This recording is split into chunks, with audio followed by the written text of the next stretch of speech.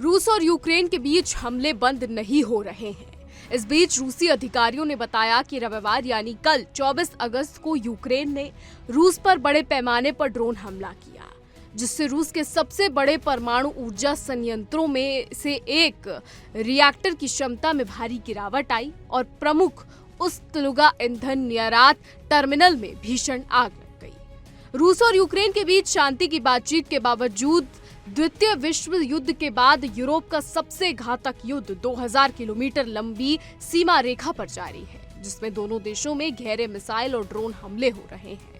Reports के मुताबिक रूस के रक्षा मंत्रालय ने बताया कि 24 अगस्त को जब यूक्रेन अपनी सोवियत संघ से स्वतंत्रता की घोषणा की 34वीं वर्षगांठ मना रहा था, रूस के 1 दर्जन से अधिक क्षेत्रों में कम से कम 95 यूक्रेनी ड्रोनों को मार गिराया गया। रूस ने अपनी वायु रक्षा प्रणाली को एक्टिव करते हुए इन हमलों को नाकाम करने का दावा किया, लेकिन नुकसान से पूरी तरह बचा नहीं जा सका। बता दें कि यूक्रेन की सीमा से मात्र 60 किलोमीटर दूर स्थित कुर्स्क परमाणु ऊर्जा संयंत्र ने बताया कि मध्य रात्रि के बाद एक ड्रोन को मार गिराया गया, जिसके मलबे ने एक सहायक ट्रांसफार्मर को नुकसान पहुंचाया। इससे रिएक्टर नंबर 3 की परिचालन क्षमता 50% कम हो गई। संयंत्रण की पुष्टि की विकिरण स्तर सामान्य है और आग से कोई हताहत नहीं हुआ। 2 अन्य रिएक्टर बिना बिजली उत्पादन के संचालित हो रहे हैं, जबकि एक रिएक्टर निर्धारित मरम्मत के दौर से गुजर रहा है।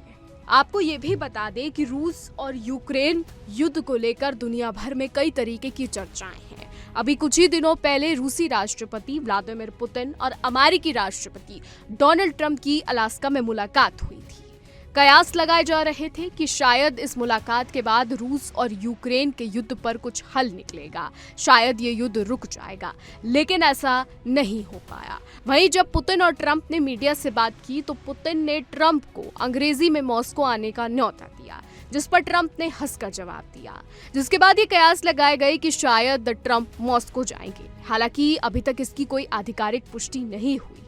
इसके बाद आपको ये भी बता दें कि पुतिन और ट्रंप की मुलाकात की कुछ ही दिनों बाद ज़ेलेंस्की और ट्रंप की वॉशिंगटन में मुलाकात हुई, जिसमें यूरोप के तमाम नेता मौजूद रहे और कयास लगाए गए कि शायद अब युद्ध पर कुछ बात बन सकती है। हालांकि हम आपको ये भी बता दें कि ज़ेलेंस्की और ट्रंप की मुलाकात के बाद भी रूस और यूक्रेन के युद्ध पर कुछ बात नहीं बनी।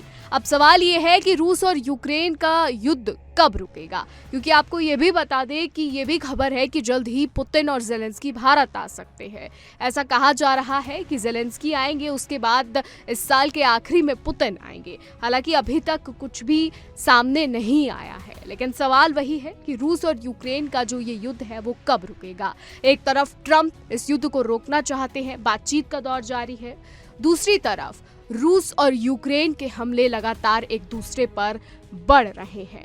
तो अब देखने वाली बात ये होगी कि ये युद्ध कब रुकेगा, कब युद्ध विराम होगा, क्या कुछ इस युद्ध पर होगा। और हाँ, अगर ट्रंप मॉस्को जाते हैं तो क्या वो ये युद्ध रोक पाएंगे, क्या वो ज़ेलेंस्की और पुतिन को सामने ला पाएंगे। फिलहाल अब आगे देखना होगा कि क्या कुछ होता है। हमारी आज की रिपोर्ट में बस इतना ही। देश और दुनिया की तमाम बड़ी खबरें जानने के लिए देखते रहिए इंडिया डेली।